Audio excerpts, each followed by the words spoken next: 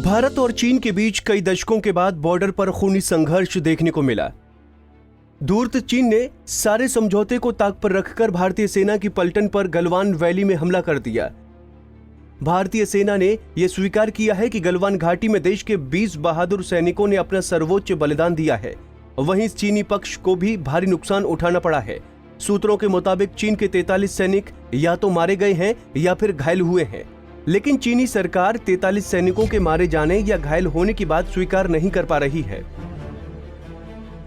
हालांकि चीनी सरकार का मुखपत्र ग्लोबल टाइम ने यह माना है कि चीनी सेना को भी भारी नुकसान हुआ है, लेकिन उन्होंने कोई आंकड़ा जाहिर नहीं किया है। भारतीय सेना ने चीनी सेना के बीच चल रही बातचीत को इंटरसेप्ट किया है। इससे यह अंदाजा लग रहा है कि चीन के 43 से ज्यादा सैनिक या तो मारे गए हैं या बुरी तरह से घायल हो गए हैं। LAC पर बढ़ गई है चीनी हेलीकॉप्टर्स की एक्टिविटी। चीनी सैनिकों के शवों को उठाने आए हैं ये हेलीकॉप्टर्स।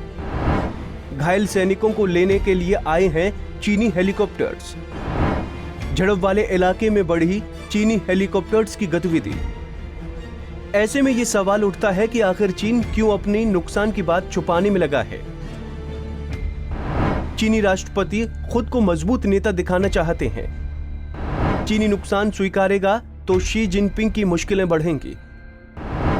चीनी कम्युनिस्ट पार्टी भी कर सकती है शी जिनपिंग का विरोध। चीनी जनता को सच के बजाय प्रोपेगेंडा दिखाती है सरकार।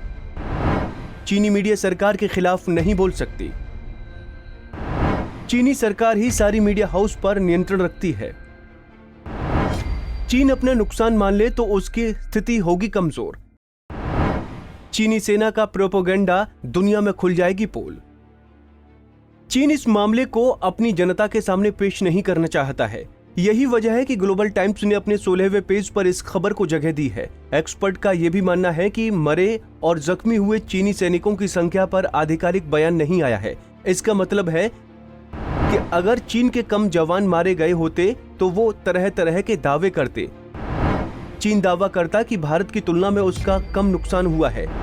अभी तक अगर चीन ने हताहतों की कोई संख्या नहीं बताई है तो उसे लगता है कि चीनी सेना का नुकसान काफी ज्यादा हुआ है। वही प्रेस ट्रस्ट ऑफ इंडिया की माने तो चीन के कम से कम 35 जवान भी झड़प के दौरान हताहत हुए हैं। अमेरिकी खुफिया एजेंसियों ने यह कंफर्म किया है कि चीन के कम से कम 35 सैनिक हताहत हुए हैं।